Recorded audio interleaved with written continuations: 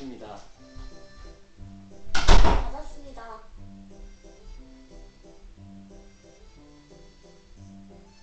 드렸습니다. 받았습니다. 누군가를 위해 함께 한다는 것.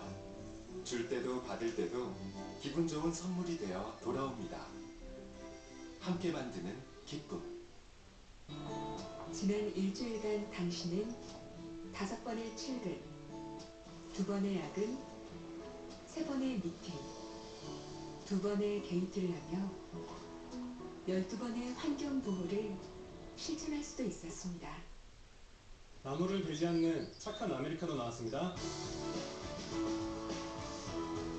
환경보호, 생활 속에서도 실천할 수 있습니다. 제가 요즘 가보고 싶은 곳이요? 제주도, 발리, 파리. 너무 많죠. 아빠요? 글쎄요, 잘 모르겠는데요. 제가 관심 있는 거요.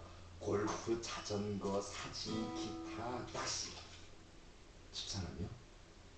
집사람은 말하지 않아도 아는 사이는 없습니다. 가족일지라도 오늘 가족끼리 물어보세요.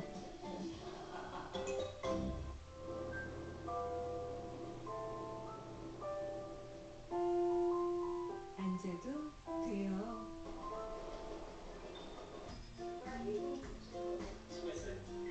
잘할 수 있어요.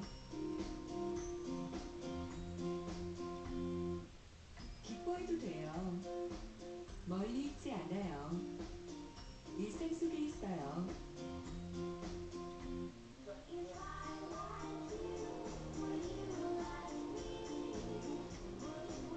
우리의 미소가 희망을 자라게 합니다.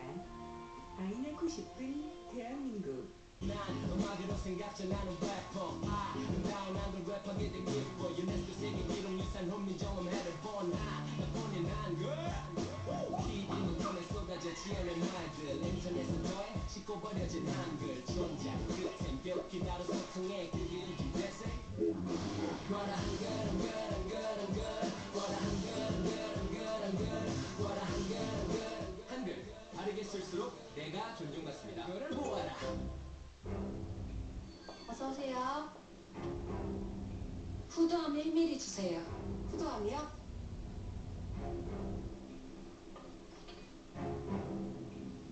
어서 오세요. 폐암 하나 주세요. 폐암이요? 뇌졸중 2갑 주세요. 오늘도 당신이 스스로 구입한 질병, 흡연. 치료하지 않으면 죽음에 이를 수 있습니다. 흡연은 질병입니다. 치료는 금연입니다. 초록이 가득한 정원을 받고 싶어요. Lights got together, we can talk about the weather, almost anything you like. 법원이 세월호 참사에 국가의 책임이 인정된다며 유족에게 배상해야 한다고 판결했습니다. 국가가 소동 대응과 구조 활동을 제대로 하지 못해 피해를 키웠다고 판단했습니다. 특검이 드루킹 최측근 도모 변호사에 대해 청구한 구속영장이 기각됐습니다. 드루킹 불법 정치자금 수사가 차질을 빚을 것으로 보입니다. 검찰이 어린이집 영아 사망과 관련해 보육교사에 대해 구속영장을 청구했습니다. 보육교사는 아이가 잠을 자지 않는다며 이불을 씌우고 온몸으로 누른 것으로 CCTV에서 확인됐습니다. 폭염 속에 경기도 평택 서부 지역에 이틀째 단수가 이어지고 있습니다. 문을 닫는 식당이 속출하고 병원과 산후조리원 등에도 비상이 걸렸습니다. 오늘도 전국 기온이 35도를 오르내리면서 찜통더위가 이어지겠습니다. 대구는 38도까지 지속했고 서울도 34도까지 오르겠습니다. 세월호 참사는 국가의 책임이 있고 때문에 국가는 유족에게 배상해야 한다는 법원의 판결이 나왔습니다. 다만 국가 책임은 이미 유죄가 확정된 해경의 초기 구조 실패에 한해서만 인정이 됐습니다.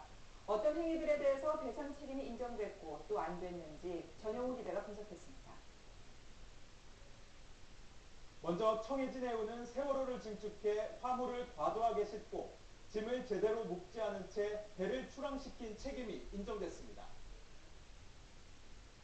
이준석 선장 등이 승객을 구하지 않고 먼저 도망친 책임도 있습니다. 국가에 대해선 초기의 구조 실패 책임이 인정됐습니다. 사고 직후 현장 출동한 해경 123 정장이 회선 방송을 하지 않는 등 신속한 구호 조치를 하지 않은 책임이 있다는 건데 정장 김모 씨는 유죄가 확정된 상태입니다. 법원은 형사재판에서 유죄로 인정된 이 부분에 대해서만 국가 책임을 인정했습니다. 진도 VTS의 관제 실패와 헬기를 타고 출동한 구조사들이 선체 진입을 하지 않은 점, 국가의 재난 컨트롤 타워가 제대로 작동하지 않은 점 등 유가족들이 정부의 총체적인 부실 대응을 지적했지만 하나도 인정받지 못했습니다. 승객들의 사망과 직접적인 인과관계가 없다는 이유에서입니다. 형사재판 결과를 반영해 배상 책임의 범위를 인정하는 법원의 기조를 감안하면 국가의 다른 책임에 대한 입증과 형사재판에서의 인정이 필요합니다.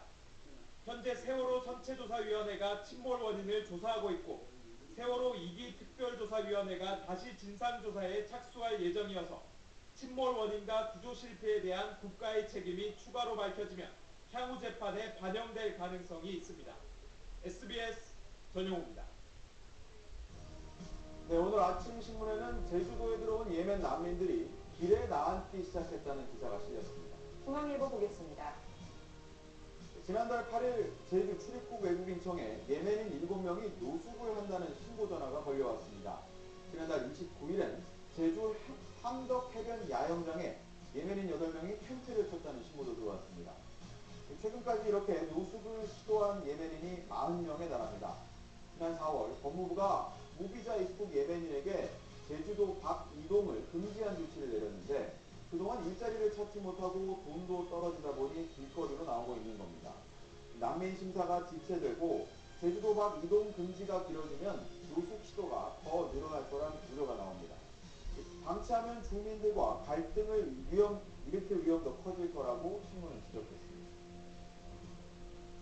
정부의 일자리 안정자금이 눈먼 돈이 됐다는 한국경제의 기사입니다.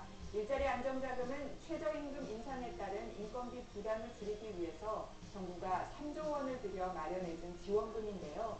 부랴부랴 정책을 내놓다 보니 사용처를 명확하게 정하진 않았습니다. 그래서 일부 아파트에서는 경비원 월급을 올려줘야 할 돈을 입주민 아파트 관리비로 쓰고 있다고 지적했습니다. 국민일보 관련 기사 더 보시겠습니다. 정부가 대표적인 저소득층 지원 정책인 근로장려금의 혜택을 더 늘렸지만 지급 방식은 더 까다로워졌다고 전했습니다.